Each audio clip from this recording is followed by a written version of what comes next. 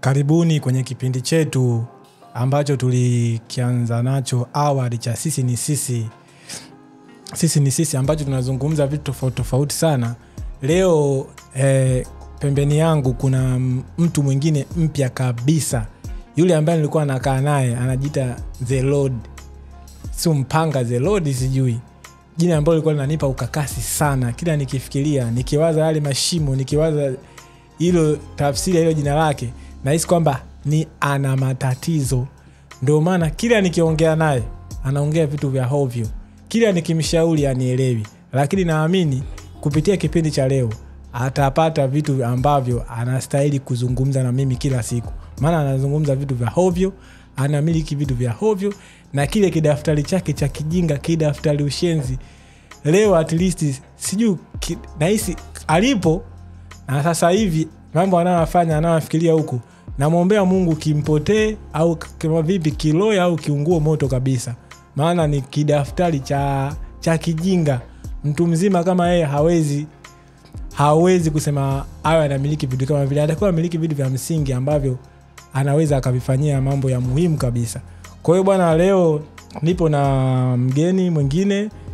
Atajitambulisha yeye mwenyewe kwa majina yake, na vile vile tutamsikia baadhi ya vitu anaweza kuzungumza, sehemu alipotokea, nchi aliyotokea maybe, na jina lake na vitu vingine ambavyo anahisi kwamba anaweza kavizungumza. Kwa hiyo ngoja nimkaribishe azungumze. Asante sana kwa kunikaribisha. Yuba the Badman. Asante sana, nafurahi sana kuwa na nyinyi leo kuzungumza mambo mengine sana. Bila kukawia, kwa majina ni Dolphin, ukipenda uniite The Shark. The Shark. Natokea nchi jirani ya Tanzania, Burundi. Na ni mmoja wa wanafunzi wanaofuatilia masomo yao hapa Taiwan. Kama mlivyomsikia, amezungumza kwamba yeye na yeye vile vile ni mwanafunzi kama nilivyokuwa mimi. Kwa maana kwamba kuna vitu tofauti. Maybe kwa ulivyokaa hapa Taiwan au kwa sasa hivi, ni una miaka mingapi? Taiwan nimekaa kwa hivi naingia mwaka wa 5 unakaribia kuisha. Kwa hiyo huu ni mwanzo mzuri sana wa wewe au mimi hapa kukuuliza vitu ambavyo, au wewe kunishirikisha vitu ambavyo vinaweza vikawa vinatija au vina msingi kwa ndugu watazamaji. Kwa hiyo kuna vitu ambavyo, kuna kitu umekizungumza hapo. Umezungumza umetokea Burundi, si ndio? Ndio. Mimi pia nasikia kuna muda, kuna kipindi nasoma niko Tanzania, walikuwa wanasema Burundi ni Tanzania. Ni kweli? Ushakusikia hizo taarifa? Hiyo si uongo. Uongo kivipi?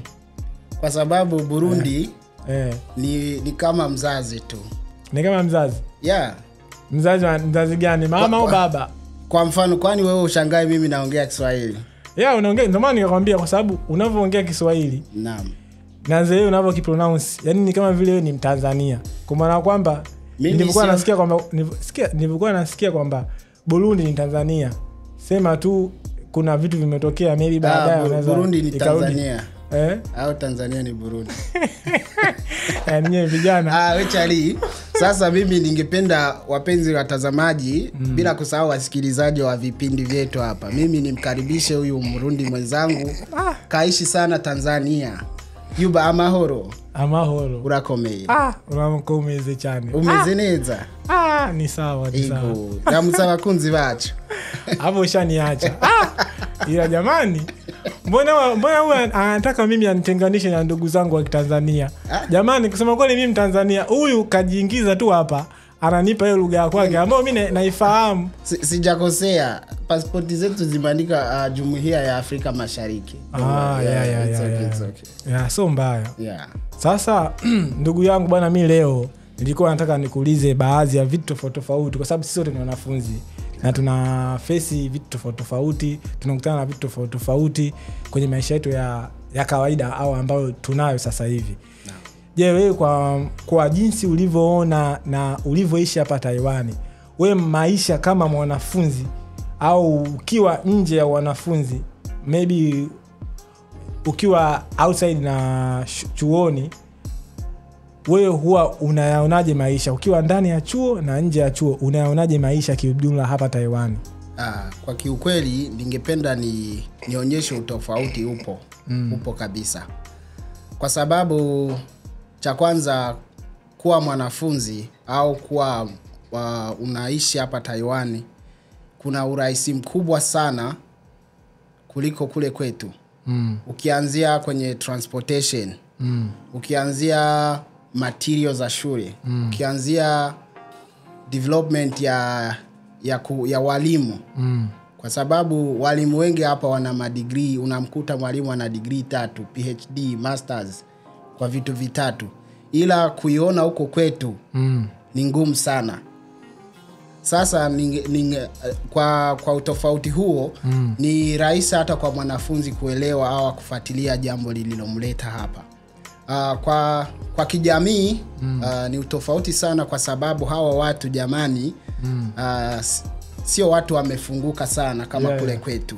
Sio kwamba unamwona mtu leo unamsalimia, kesho unataka umsalimie, mpige story moja mbili, umuulize nini kinaendelea. Haipo hivyo kwa hao watu. Ila kule kwetu unaweza kaongea mpaka unachelewa kurudi nyumbani. Ila hapa muda ni pesa. Kwa jinsi ulivyokaa na jinsi ulivyoona, kuna vitu maybe unaweza kuvitambua kwamba hivi ndio vinafanya sisi tukashindwa maybe kwa kuwasiliana nao au kuwa na hiyo situation ambayo unasema kwamba huku haipo. Umeona kwa sababu hii kitu bwana ni changamoto kwa upande wetu. Kwa hiyo maybe tunaweza tukatumia mifumo fulani au tukatumia kitu fulani kikaboost sisi kuwa na mawasiliano, au ni kitu ambacho hakiwezekaniki. Unajua mimi kwa nilivyokaa hapa Taiwan naweza kusema kuna baadhi ya vitu vingi sana nimeshindwa. Yaani nimeshindwa. Sasa sijui kwa upande wako. Najua tu inabidi ushindwe. Kwa upande wako sana nasemaje? Hizo changamoto ambazo unakutana nazo ni zingine unazionaje yani? Cha kwanza ningesema urahisi wao kusonga mbele cha kwanza inatoka serikalini. Wanavyojiorganize. Everything is on the line. Ukianzia serikali huko, ukienda majeshi wanaolinda nchi, wamegawa utofauti wa kikazi. Hata shuleni tunaposoma, sio kwamba nina shida hii nitamjongelea huyu. Hata husika na kuleta solution kwa swala langu. Atakwambia muhusika, na muhusika huyo ikimshinda atajua atapeleka kwa nani. So mambo mengine huwa wana respect order kwa kikazi. Na wananchi wao wanaelewa nini usalama. Na wanapenda nchi yao. Kikubwa wanapenda kufanya kazi. Hicho kitu ambacho nimependa kwanza, hawachagui kazi.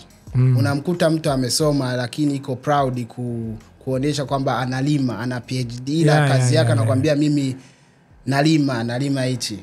Wanajifeel proud kabisa. Hata mimi kuna muda nimekutana na mtu, unajua kikwetu kumbe hata Burundi nayo iko hivyo hivyo. Na feature. Mimi nikadhani nilikuwa nadhani Tanzania. Unajua hawa bwana wenzetu, mimi kitu ambacho naona wanajifeel proud kwa kila kitu ambacho wanachokifanya kwenye maisha yao. Jamaa kama mimi nimemaliza form 4 unanikuta na jembe nakwambia namsaidia ule mama hapo nyuma. Unajua ndio hivyo. Hayo maisha kusema kweli, mimi kitu ambacho nimejifunza ni kwamba kusamini kila kitu ambacho mtu anachofanya au mimi ninachokifanya.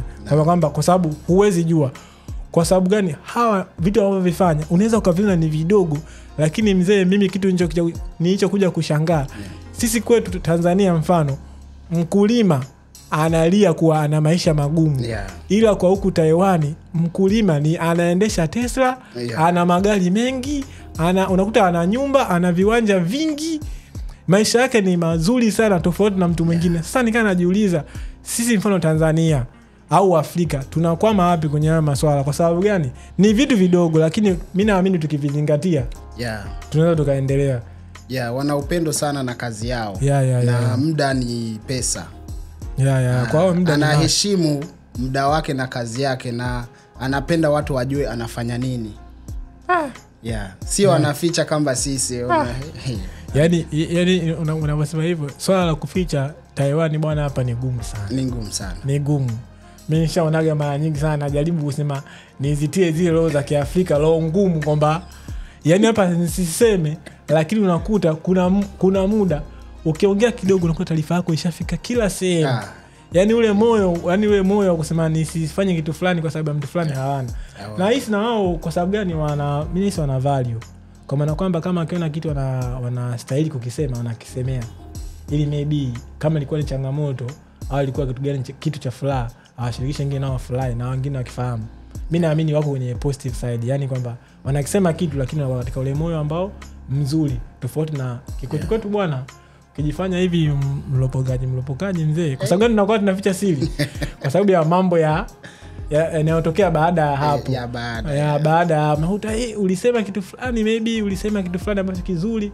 Unakuta mtu alikuwa anakuchukia wewe, anachukulia familia yako, anaichukia familia yako, anaweza maybe akafanya vitu vingine vya ajabu. Ukashangaa baadaye mambo yaende. Lakini kwa wenzetu mpaka kuna muda naisigi au sisi Afrika kuna mtu katuloga, au Tanzania kuna mtu katuloga, au Burundi kuna mtu katuloga, kaambia nyinyi hamtokuja kuendelea. Ila mimi naamini ipo siku haya mambo ipo siku mambo yataisha. Kwa sababu mimi na wewe tukianza leo tunaweka akilini mwetu kwa sababu tunataka kuendelea. Naamini hiki kipindi kitawafunua watu wengi kuhusu maisha yalivyo nchi za wenzetu au nchi ya Taiwan. Ili hata iwe rahisi ukiwa nchini kwako ukienda nchi nyingine unakuwa unaelewa kwamba naenda kudili na watu gani, naenda kuishi na watu namna gani. Kwa sababu ndio vitu vya msingi sana ukienda sehemu yoyote au ukiishi sehemu yoyote ambapo unakutana na watu ambao wana utofauti kabisa na wewe mzima kabisa. Kwa kifupi unakuwa kirahisi kubadili tabia. Inasaidia sana kuishi na hao watu. Jifunze wanavyoishi, enda nao hivyo hivyo. Pole pole mtakavyoenda mnasonga mbele, utajikuta mmekuwa marafiki zaidi ya jana. Sasa kwa namna ambavyo ulivyonijibu na ulivyoelezea, mimi naamini ndugu watazamaji wameelewa kwamba vitu vya msingi sana vya kuzingatia kwenye maisha yako. Sehemu yote unayoenda unatakiwa uangalie hayo mazingira na unatakiwa uoanishe au uangalie kwa makini kwamba nilipotoka na hapa nilipo kuna tofauti gani ili uweze kuishi vizuri.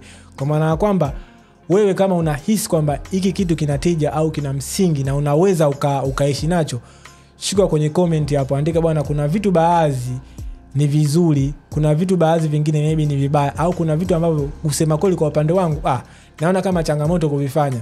Sisi tunaweza tukakwambia bwana kuna baadhi ya vitu ukijaribu kufanya hivi vinawezekanika, kwa sababu tumeishi na watu ambao sisi tumeishi kama wageni katika hii nchi, lakini tunaendelea kwamba kujaribu kuona namna gani tunaweza tukatengeneza urafiki nao au tukatengeneza mazingira ambayo kwa mtu mwingine au kwa watu wengine ambao wanatamani kwenda sehemu nyingine yoyote wakafahamu kwamba hizi njia ukizitumia au haya maisha ambayo ukiyaishi katika hizi nchi unaweza ukaishi vizuri na ukakaa vizuri.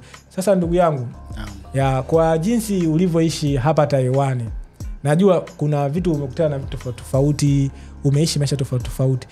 Kwa unavyoona kwa muda ambao uliokuwa unasoma hapa ni vitu gani ambavyo ulikuwa unavipenda sana na vitu gani unaweza ukawa free kuvielezea? Mfano ukaelezea kuhusu watu au kuhusu vyakula au kuhusu usafiri au salama. Ni vitu gani ambavyo wewe kwa Taiwan hapa umeviangalia bwana hivi kwa kwetu na hapa bwana ni changamoto, au kwa kwetu na hapa ni vizuri. Kwa kwetu hapa bwana isee shakutana na tukio fulani hivi la ajabu sana hapa. Na ukalipenda ukasema yes hili. Mimi nilikuwa napenda kipindi cha mapumziko. Hiyo ulipokuwa nyumbani kwenu. Hapa mimi napenda kipindi cha mapumziko. Mpaka huku.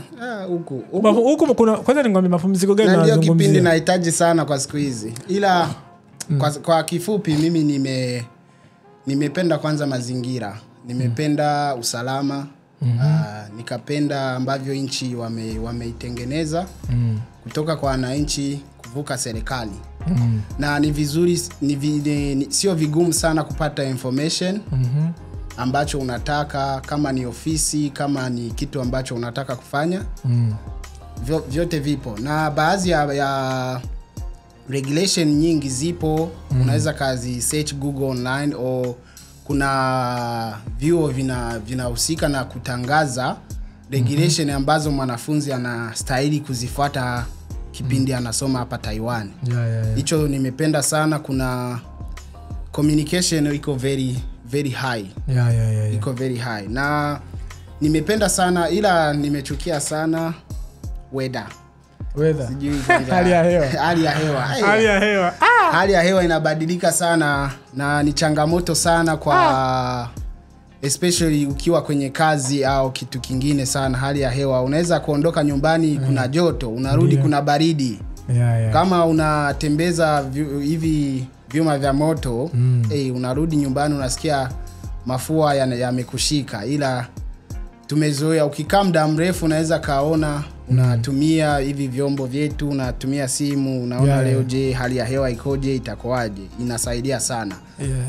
Ila kitu kingine tumepata kama changamoto kwa wengi ni tulivyofika hapa tumezoea kule kwetu na msalimia kila mtu. Na mtu ukimwona mara pili inakaa kama amekuwa jamaa yako.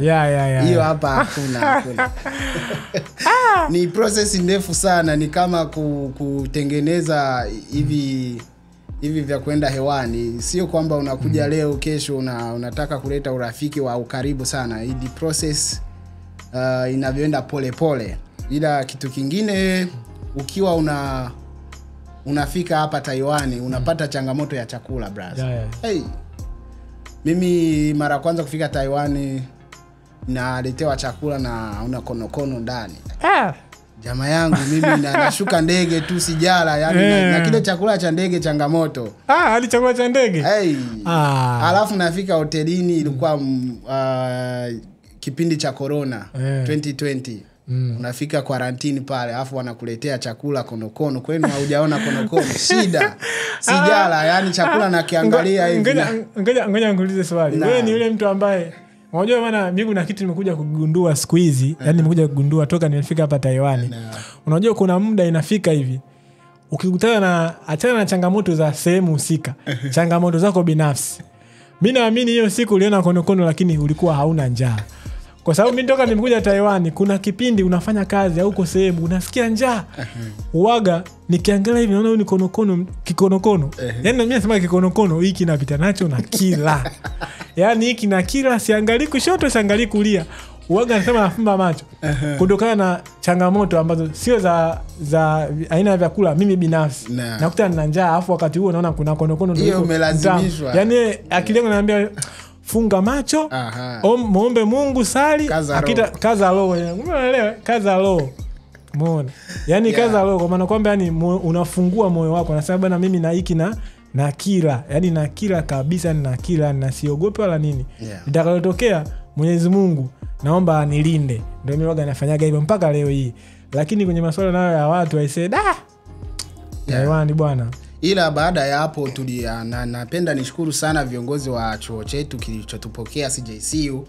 Kwa maana wamejali usalama wetu tulipofika pale, wakatengeneza mahali ya uhuru kwako kutengeneza chakula ambacho unapenda. Na nishukuru watu tumewakuta hapa wakatuonesha hizi soko za kununua vyakula, morning market. Unaenda unanunua vegetable, unaenda unanunua nyama, unaenda unanunua samaki, unakuja unamtengeneza mwenyewe. Ile raha ya kula, ile appetite inarudi sana. Ila ni vizuri sana, ningependa nishauri watu wanakuja leo au hata sisi hapa tunajaribu hichi chakula chao, kwa sababu mara nyingine unakuwa invited some conferences. Sio unaenda unaleta orodha ijulikani hapo, unaanza unaagiza makande. Ni swala gumu sana. So ni kitu ambacho nataka ujifunze day by day. Jifunze kula hicho chakula, kuwa mzoefu ku face challenge. Inasaidia sana. Ila kwa maana inabidi tusisahau kwetu. Inabidi siku nyingine unakumbushia unakula maharage, ugali na vinapatikana hapa mitaani. Unaweza kaoda hata online au unajiongelea watu, vinapatikana sana. Sasa hapa umezungumza hizo changamoto tofauti ambazo wewe unahisi kwamba ulikutana nazo au ulizikabili, yani uliweza kuzi overcome kwa namna moja au nyingine. Je, unaweza maybe ukazielezea hapa ni namna gani ambapo mfano mpaka sasa hivi naamini kuna Wataiwan ambao unazungumza nao wachache. Naam. Umeelewa? Kuna vyakula baadhi ambavyo kama sema konokono ulikuwa hauli. Ukawa mwanzoni ukasema kuna watu wanakupeleka sehemu tofauti au uliowakuta wanakupeleka. Mpaka sasa hivi mimi naamini kwamba Kwa miaka uliokaa unaweza kuvifanya hivyo vitu. Leo mimi ni Mtaiwan mwa Afrika. Nakula kila kitu. Na vile vile kwenye swala mfano kama hizo systems zingine, kwako wewe yani umeweza kuchukua hatua gani au kufanya vitu gani ili kufanya kila jambo unalolifanya au kila mambo ambayo unatarajia kufanya yaende sawa kabisa? Jamani, ningependa before nijibu hilo swali ningependa niseme changamoto nyingine imetokea. Changamoto nyingine imetokea ni kwamba hao watu wanazingatia vitu sana vya online, website za chuo za nini. Ila kwetu sisi wa Afrika tunazoea ni mwalimu ameongea nini.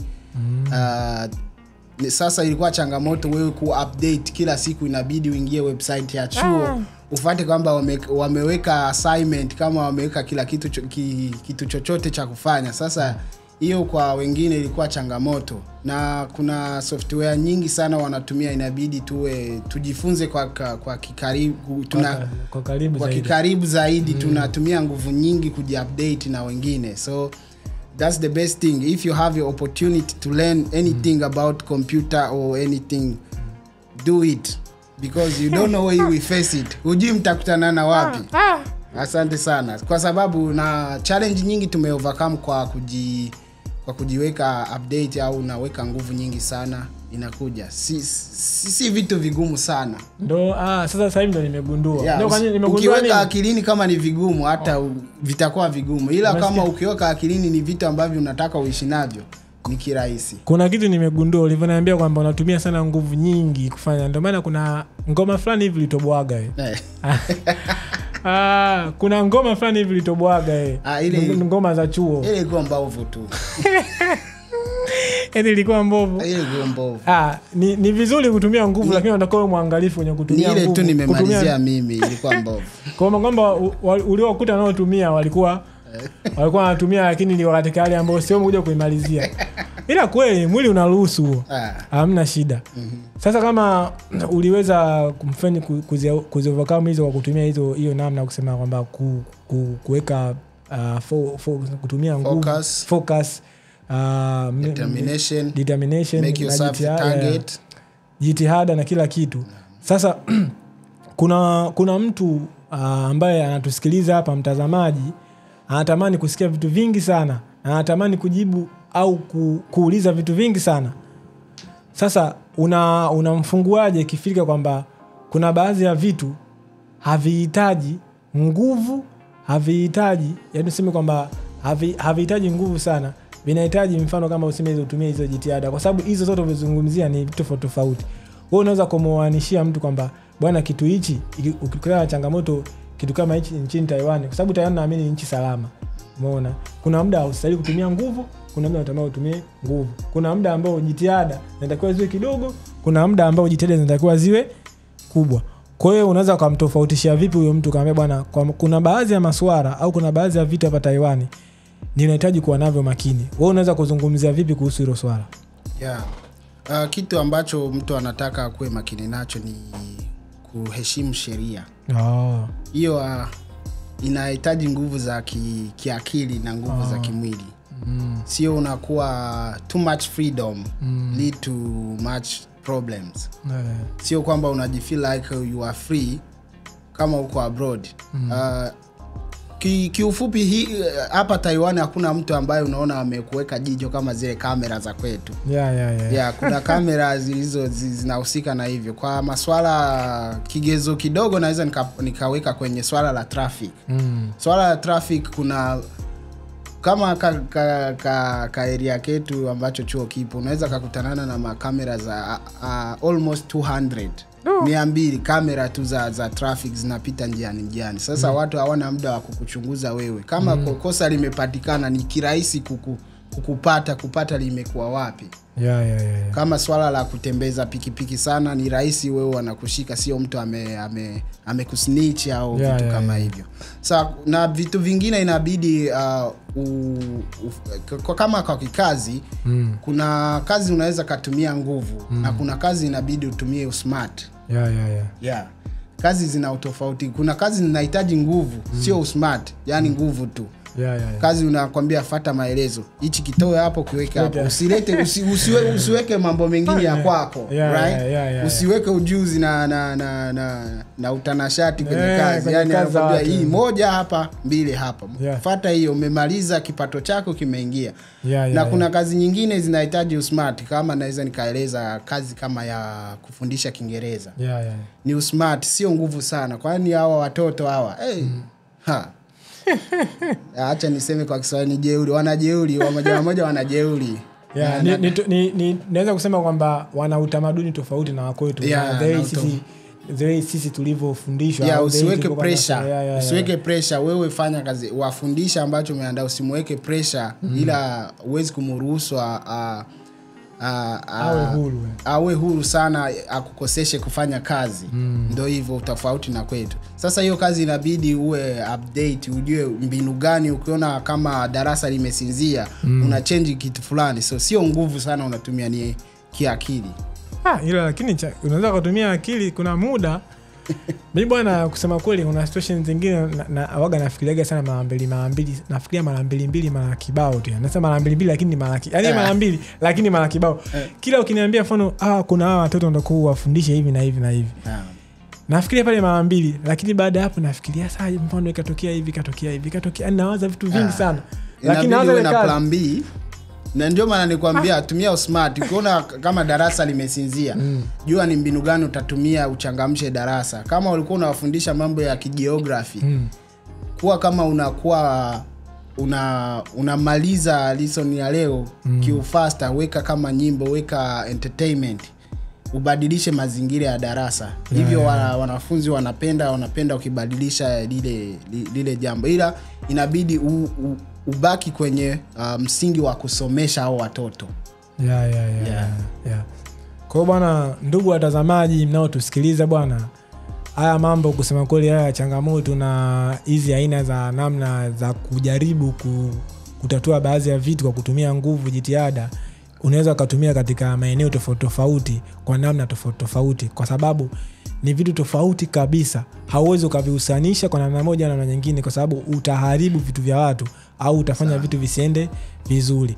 Sasa ndugu yangu bwana, naamini hapa umekuja hapa Taiwan, umekaa na watu, umekutana na watu tofauti, lakini naamini kwamba na umefanya kazi tofauti sana, si ndio? Sasa katika hizo kazi tofauti, je, kuna njia gani ambayo ulioitumia ambayo ili uweze kupata kazi, na ni kazi ya namna gani? Na je, hizo njia ambazo ulizotumia ilikuwa rahisi au kwa kweli ilikuwa ngumu? Niseme ilikuwa na changamoto sana ikakufanya mpaka wasema Taiwan mimi naondoka. Kazi yenyewe kupata, unajua kote bwana, kazi ni changamoto.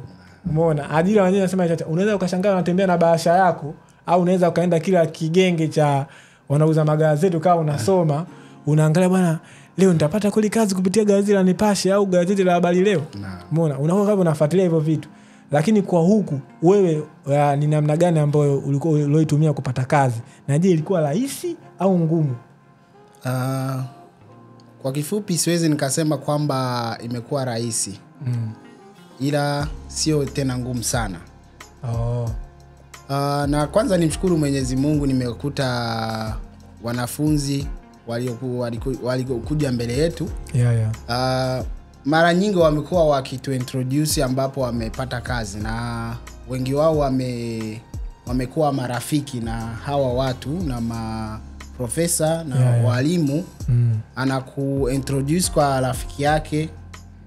Ukienda kule unafanya kazi vizuri, ndio huyo jamaa anakuintroduce kwa mwenzake, ni kama food chain. Mnapeana yani. So kingine kwamba ni ukiwa mtu wa curiosity, ukiwa na unaweza ka join, kuna platform nyingi sana online ambazo zinaeleza kazi tofauti. Unaweza kazi join pale, una apply, unatengeneza CV yako, unaweka application yako. Na kuna kikubwa sana ningependa nijulishe watu, msome sana Kichina. Msome sana Kichina. Yaani ndugu yangu hapo umenigusa. Hiyo ni msingi. Kitu chochote tunaweza kuwa na nguvu na unaweza kuwa smart. Ila mtu unaona unamshinda smart na kuwa tule tukitu tuule, ila anajua Kichina tu, anajiintroduce vizuri, anajua nini kinaendelea hapa, anapata nafasi ya kuuliza tu, wanasikia wewe hujaongea kitu, jamaa anatoboa kabla yako. Sio kwamba hautatoboa, ila jamaa ni fursa, ametumia nguvu ndogo kuliko wewe. Unajua unachosema ni kitu sahihi sana. Na karibia vipindi vyetu vyote ambavyo vya sisi na vipindi vingine vimejaribu kuelezea hilo swala la Kichina. Bwana, kwa hizi nchi za kigeni, kienda kwenye nchi ambayo inaongea lugha fulani, mimi naamini hiki ni kitu cha msingi sana kila sehemu sana. Kwa sababu kujua wewe lugha inawarahisishia wao kujua kwamba huyu tumpe kazi ya namna gani, huyu kazi hii itamfaa au hii haitomfaa. Ukishinda kujua lugha utapewa kazi ambayo ni ya kibubububu. Unajua kazi ya kibubububu? Asikwambie mtu kazi ya kibubububu unaachwa yani kwenye kazi unaachwa mwenyewe. Yaani wanakuweka fasi hata ukiharibu hamna shida. Ndio hicho hapo. Yaani hapo no matter what. Yaani jambo lolote likitokea wewe hakuna shida. Hakuna shida. Endelea kufanya. Na hizo kazi zinaua mgongo. Na zinaua mgongo hizi. Mimi sirudi tena. Mimi mpaka leo napambana nijue Kichina. Yaani nawaza nitapata vitu gani. Ijapokuwa ni namna zipo, lakini sasa kila nikiangalia maybe ratiba zangu za kimasomo na kimaisha, ninaambia kwamba subiri kwanza, sijui hii subiri itaisha lini, lakini ipo siku nitakaa vizuri na nitaamua kusema kurudi darasani kusoma hicho kitu. Ila changamoto ni kwa nini? Unajua mimi mwenyewe Kichina sielewi, ila najua kuhesabu pesa na kuomba maji. Ila changamoto siwezi nikazingishia COVID time kwa sababu tumeingia tukisoma online, kwa sababu hakuna kujoin na tukachelewa kuingia chuo. Ila nakwambia kwamba leo nikikaa naona ingewezekana nikarudisha siku nyuma, ningeenda kusoma Kichina before doing anything here. Kabla ya kufanya chochote. Ila na mimi nakwambia najitahidi sana nijue Kichina. So put your effort to know Chinese. I know. Najua sana wa Afrika tuna nguvu na usmati tunao, ila hiyo ni kana kubwa na sahihi ya kukufanya wewe unasonga mbele zaidi katika mafanikio yako, kama ni kishule au kikazi. Lugha ni kitu cha msingi sana. Lugha ni kitu cha msingi sana, na lugha ni moja ya pati ya sehemu ya utamaduni. Umeona? Sasa kwa ulivyokaa hapa Taiwan na ulivyofanya hizo kazi, naamini hizo kazi ndo zimekufanya kwamba najua ni mwanafunzi, si ndio? Kazi ndo zimekutengeneza kama vile connection na kuwajua Taiwan jinsi walivyo na vitu ambavyo maybe wanaamini. Kama ulivyosema, ukijua lugha inakurahisishia kufanya vitu tofauti. Je, kwa upande wako wewe hapo ukiangalia the way ulivyo adapt au ilivyokuwa rahisi kwako wewe kuingiliana na hao, umeona, ilikuwa ngumu in terms ya lugha ile ya Kichina? Yani ile ulivyoanza kuongea nao, yani ulikuwa kwa sababu gani? Wataiwan naamini kitu kimoja, kuna kitu kimoja ambacho Wataiwan wanacho, umeona, yani kama kwamba wakiwa wanazungumza na wewe kama ukiwa foreigners, unakuta anaanza kusalimia tu kawaida, lakini baada hapo asiendelee kuongea na wewe kwa sababu wanakiona aibu. Au wewe kwa jinsi ulivyotoka nchini kwenu na ulivyokuja hapa na ulivyojaribu kuinteract nao, je, kwako wewe hapo ulifanyaje? Au kuna kitu ambacho kilikuwa cha tofauti kabisa ulikiona ukasema mimi hapa naweza nikaongea nao, nikazungumza nao, au nika-connect nao kwa mfumo moja au namna moja kwenda nyingine? Kiufupi kuna inabidi utofautishe kikazi na kijamii. Hiyo inasaidia sana ukiwa ni area ya kimasomo au kikazi. Ujue unaanzia wapi, unaishia wapi. Ujue uko mazingira gani. Huwezi kukutana na mtu labda iko kazini utake kumuongelesha mambo mengi. Utofauti na ukimkuta restaurant. Kama break time. Kile kipindi cha mapumziko. Hapo unaweza kaongea mambo mawili matatu, ujaribu kitu. Sasa hiyo inabidi utumie utamaduni na heshima. Ujue ni muda gani natakiwa nifanye hichi kitu muda gani na nimuongeleshe huyu mtu. Kwa kifupi ilikuwa inatokea sana walimu ama watu wengine wanaweka malalamiko kuhusu kuwa text au kutuma email usiku. Unamtafuta usiku sana, masaa ya kulala, na wana masaa ya kikazi. Sasa wengi tumefanya kosa hilo. Hata mimi nipo. Ila kama sio emergency, na waomba subiri muda wa kazi. Hiyo kitu inawauma sana. Anaenda anasema nyie hamjui kuheshimu kazi. Mimi nikienda nyumbani ni mimi na nyumba yangu na mtoto wangu. Anaweza hata kukwambia umedisturb muda wake na mbwa wake. Hey. Na mbwa wake sasa. Kumbe wa jamaa wana time mpaka na mbwa wao. Anakuambia muda ule unipigia mimi nitaka nimtoe mbwa wangu park tukatembee. Utabisha. Hapo huwezi kubisha hizo. Kwa maana kuna maisha fulani au kuna level fulani ya kimaisha ambayo wao wanayo. Sisi hatuna. Hatuielewi hata. Unakuta kwa sababu gani kuna muda unakaa ndio masuala ya kiutamaduni inakuwa ngumu sana kuungana nao au kuinteract nao. Ndio na hivyo vitu. Kuna vitu vingine ni ngumu sana kwanza kuviamini au kuvisema hivi kweli binadamu anafanya vitu kama hivi. Kama mimi unaniambia nimedisturb muda wako na mbwa wako, inanikwaza. Hiyo inakwaza. Sasa lakini mbwa si wa kwake? Hiyo imenikwaza lakini. Yaani unachotakiwa ni kwamba ni uamini kwamba mbwa na wewe na thamani sawa. Lakini ngumu. Unajua kuna macho yake, yani uheshimu muda wake na uwe na professionalism kwa kila kitu. Hiyo inasaidia sana. Kwa sababu hao watu jamani, ukiwaheshimu, heshima yao inarudi kwako, utaiona. Na kwamba wamegundua ama wamekuwa na curiosity kwamba waheshimu, na wenyewe watafanya vitu ambavyo vitakuonesha kwamba hiyo mahusiano yenu yako yana shida fulani. Sasa kwa the way ulivyoelezea kwamba hawa jamaa ni ukitaka kuungana nao au kuinteract nao wanazingatia sana haya masuala ya heshima, kwamba usiwaingilie kwenye mambo yao, wanatakiwa uwe makini nao, watakao ufuate utaratibu wao waliouweka. Mimi naamini ndugu watazamaji wameelewa hapo na wameipata vizuri, kutokana sisi tunaamini kwamba sisi ni binadamu, tunatokea sehemu tofauti tofauti.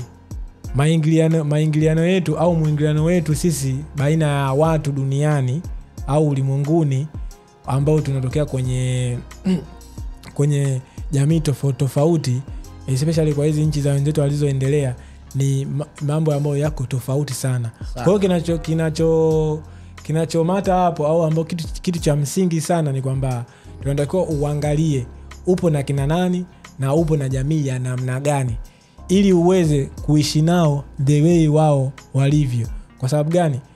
Kienda sehemu fulani, unachotakiwa ni kwamba uamini kwamba hiki kitu natakiwa nikifanye, hiki kitu sitakiwi nikifanye. Hawa watu wako hivi, hawa watu wanaishi hivi. Hii kazi inafanywa kwa namna hii, hii kazi inafanywa kwa namna hii. Hiki kitu sitakiwi yani kwamba kukipressurize sana kwa sababu na uhitaji fulani. Kutokana na kila mtu ana pressure zake, yani ana vitu vyake ambavyo baada ya mfano kitu fulani na kitu kingine anakifuatilia. Kwa maana tukao makini, wewe unaangalia huu ni muda sahihi wa kufanya vitu vyote.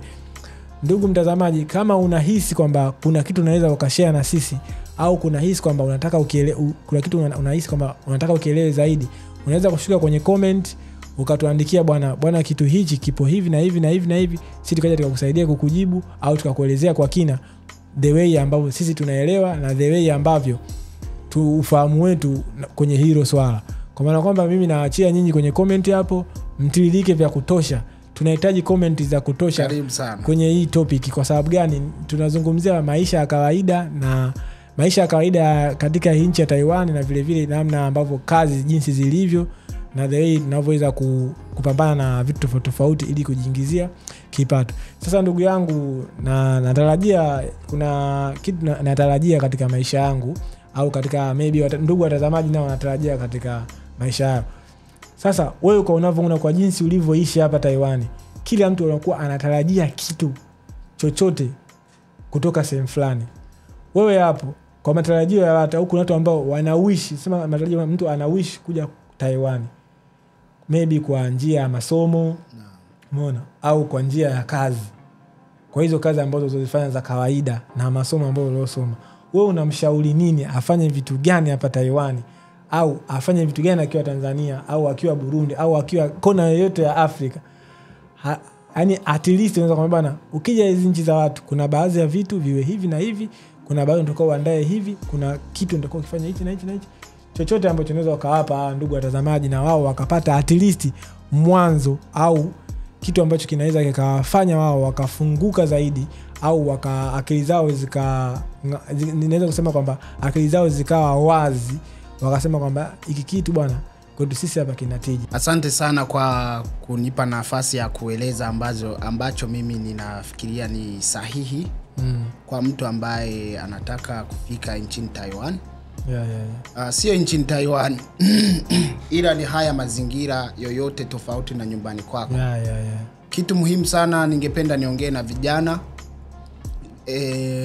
na sana wale wanafunzi.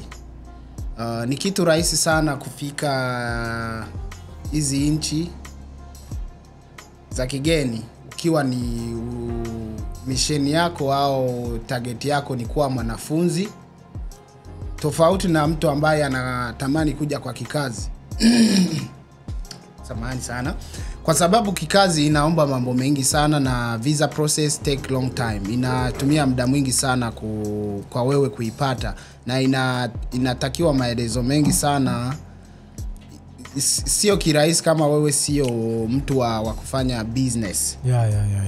Ila kwa wewe mwanafunzi inabidi uwe karibu na mission yako. Je, unataka kusoma nini? Unaongea na chuo, unaweka application yako pale. Hizo process ukizimaliza na chuo, na vyuo vyote hapa kwa mfano hapa nchini Taiwan vina watu wanahusika na kujibia email za watu, kutoa maelezo ambacho nini kinafuata, ukitoka hichi nini kinafuata. Wanaenda na wewe kiukaribu kwa hiyo application ya shule yako. Sasa hiyo inabidi uingie online, utafute chuo ambacho unataka, kuna maelezo zaidi, mnajadiliana. Ila kwa kikubwa ningependa nijulishe kama watu wanaotufuatilia ambao wanatamani sana kuja hapa, sisi tupo hapa kuwasaidia. Sio, ningependa nijulishe sio kipesa, hiyo mtatusumbua. Hatuna hela, sisi ni wanafunzi. Mimi nishawaambia nilivyokuwa na ule ila mimi nitawasaidia kutoa maelezo. Nilivyokuwa na ule mzee nishawaambia kwamba sio kwamba waseme kwamba tunapenda kuwafahamisha. Kwa sababu gani? Hizi ni fursa, na hizi fursa kuna muda wanakaa unafikiria kwamba kuna wenzetu ambao wako nyumbani. Kuna wengi wanatamani kuja maybe kusoma au kufanya kazi nchi za watu wakotoka nyumbani kutokana na changamoto ambazo nchi zetu tunakutana nazo. Lakini wanachotakiwa ni kwamba ni kuzingatia kwamba kitu gani ambacho ukienda sehemu fulani unaweza kukutana nacho, kwa sababu hivyo ndio vitu vya msingi sana. Kutokana na nini unajua mzee? Watu bwana wakijaga hizi nchi wanakuwa na msongo sana wa mawazo, kutokana na kifika sehemu fulani inakuwa kama vile sina hata ndugu, sina nini. Unajua inakufanya mpaka una give up, wanasema ngoja nirudi nyumbani kwetu. Watu wengi wanarudi nyumbani. Watu wengi wanarudi nyumbani.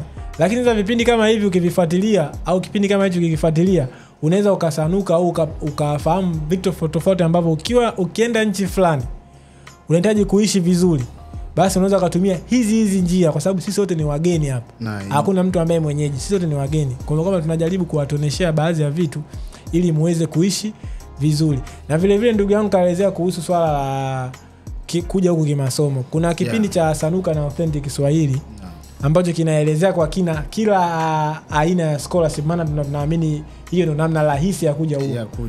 Sababu kujilipia huku ni gharama kwa nchi za Kiafrika. Kama unatoka katika the bad man sio gharama kubwa sana. Inabidi mambo mengine huwe tunayaeleza. Kama nilivyoanza kueleza. Ngoja nikwambie kitu kimoja. Kwa nchi za kwetu, unajua sijajua umesoma shule gani, au sijajua umetoka kwenye familia gani, kwa sababu sijakuuliza sana. Ni familia ya chini. No, next time naweza kukuuliza. Ni familia ya chini. Vijana wa Burundi mimi siwaamini. Nyinyi siwaamini. Kama mnakataa Burundi sasa Tanzania siwaamini kwenye hilo swala. Inawezekana baba wao akawa anamiliki vitu vikubwa sana. Kwa maana kwamba hata ndio maana kuna baadhi ya vitu unashindwa, unaweza kusema kwamba unatamani kuvielezea lakini inakuwa kama vile vigumu kutokana kuna watu ambao wametoka kwenye familia za kati, wengine za chini. Umeona? Inakuwa vigumu mtu, kuna hela akiambiwa Shaka anatoka familia ya chini. Ila ni mpambanaji. Ndio kitu cha msingi. Kupambana ndio kitu cha msingi na tupo hapa kwa ajili ya kuwasaidia wenzetu kujua namna gani wanaweza kupambana akafika sehemu fulani. Kwa wewe ambao uko nyumbani au uko umekaa sehemu fulani ambao unasikiliza hiki kipindi cha Sisi ni Sisi. Sisi tuko hapa tunakupigishia story tofauti za maisha hapa Taiwan ambayo ukisikiliza kwa makini na ukifuatilia inaweza kukurahisishia wewe ukaweza ukaishi hapa Taiwan bila changamoto yoyote au ukaishi nchi nyingine yoyote tofauti na Taiwan kwa amani na usalama zaidi, kutokana wageni siku zote ni wageni, hata uende sehemu yoyote duniani hapa. Mgeni ni mgeni. Hata uongee Kichina tu utakuwa mgeni. Ni mgeni tu. Na wenyewe watakutambua kama ni mgeni. Hauna namna. Inakubidi tu uangalie hayo mazingira, ujifunze, uadapti, ufanye vitu vyako vya msingi, then baada hapo maisha yako yaende uweze kutimiza malengo yako. Mimi naamini bwana ndugu yangu leo tumezungumza vitu vingi. Na naamini maybe siku nyingine tunaweza tukaandaa kitu kingine kwa ajili ya kuwapa ndugu watazamaji na wao waweze kupata at least kitu chochote cha kuwafanya kwamba wawe free na wawe huru wakitaka kuondoka nyumbani kwao au wakitaka kutimiza malengo yao au wakitaka kufanya vitu vya msingi kwenye maisha yao ambao vinaweza vikawasaidia wao na familia zao hapo baadaye. Kwa bwana, kama una kitu chochote unaweza kawaambia ndugu watazamaji kabla sijafunga moja kwa moja. Na ni mambo mawili au matatu na ningependa niwaambie wazingatie usalama. Usalama na wajitahidi sana kufuatilia sheria za hapa na you are responsible of yourself, especially in the traffic. Kuna masaa mengine unakuta watu wanatembeza hivi vyuma vya moto sana. Inabidi ukajichunge. Na ningependa sana kuwajulisha kwamba ni vizuri tusije tukabadilika sana. Vitu vingine ni vya kuzingatia. Unapotoka unapotoka ndo wewe. Sasa inabidi mambo mengine tufanye low key, to low down, kwa sababu hao watu, kwa short example, kwa mtu yoyote mweusi hata akiwa ametoka United States wanaona kama ni Mwafrika. Kwa hii area yetu ambayo shule yetu ipo, hawataongea titi ni is from United States, ila wataona wale weusi kutoka Afrika wanafanya hivi. Unamkuta hata huyo mtu anatoka United States. So inabidi vitu vingine tuzingatie ule utamaduni na vigezo fulani, kwa sababu tunaishi nchi ya ugenini.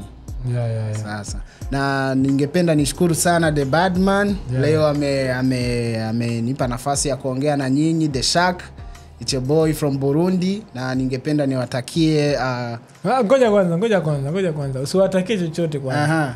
Kwa sababu umezungumza wasisonge mbele sasa. Umesikia sasa hataki nisonge mbele. Kwa nini? Tulia, kwa sababu leo umezungumza vitu vizuri sana. Mimi na bana nina swali bwana. Nimekaa nikakufikia ngasema ngoja, kwa sababu ilitakiwa leo kwenye introduction lakini nimeona kwamba ngoja nikuulize. Unajua kuna watu bwana watazamaji wanataka wajue. Msione kama muone mwili mkubwa. Inawezekana akana vitu vya tofauti. Na mwili wako na baadhi ya vitu unastahili kuwa navyo. Je, ndugu yangu umeoa kweli wewe? Mimi ni baba. Baba? Yeah. Hongera ndugu yangu. Asante sana. Umewezaje kuwa baba mzee na bado unasoma yani? Hakuna mbinu. Kila kitu kinawezekana. Kila kitu kinawezekana. Kweli aisee. Jamani, kumbe kila kitu kinawezekana bwana. Kila kitu kinawezekana. Naamini kwa kila kitu kinawezekana na kwa wakati. Kama vitu vingine kwa kweli havikuumbishi kichwani au havikufanyi kwamba ugafirike, ni namna nzuri au ni njia nzuri na bora kabisa ambayo unaweza kufanya ukafanya na usidhurike au usipate matatizo yoyote. Sasa bwana, ndugu watazamaji, tumezungumza vitu vingi, tumewaambia vitu vingi. Mimi ninachowatakia kwamba muwe na siku njema. Kama kuna komenti, una chochote, una maoni, unaweza ukashuka chini hapo kwenye chaneli yetu ya Authentic Swahili, ukaandika chochote ambacho unahisi kwamba wewe unaweza ukatufikishia sisi, au ukauliza tukakusaidia, au vile vile ukatusaidia sisi kuboresha vipindi vyetu, au kukupa majibu ya vitu ambavyo ulikuwa unakakasi navyo wakati sisi tunazungumza, ili tukuelezee kwa kina zaidi. Maana tunaamini kwamba mambo ambayo tunayozungumza ni yanatija kwa afya ya mwili wako na akili yako, kwa sababu ipo siku nyumbani kwenu utaondoka na ipo siku maisha yako yatabadilika sana. Endelea kukaa na sisi Authentic Kiswahili kwenye vipindi tofauti kama Sanuka na vipindi vingine ambavyo vitakavyokujia, ili uweze kupata vitu vilivyokuwa bora zaidi, bora zaidi. Naweza kusema hivyo kwa sababu ni vitu ambavyo ni kama chakula cha uzima wa milele. So vile ambavyo mnafikiria nyinyi. Ni vile vyakula vya kufanya wewe at least ujifeel comfortable ukiwa sehemu fulani. Yangu ni hayo. Nilikuwa na ndugu yangu hapa The Shark aka Papa, right? Nashtuka hapa na tunamaliza kipindi amekuwa kama mhubiri hapa. Sina tena la kuongea. The Badman nimemsikia kama huyu jamaa ana talent kubwa sana.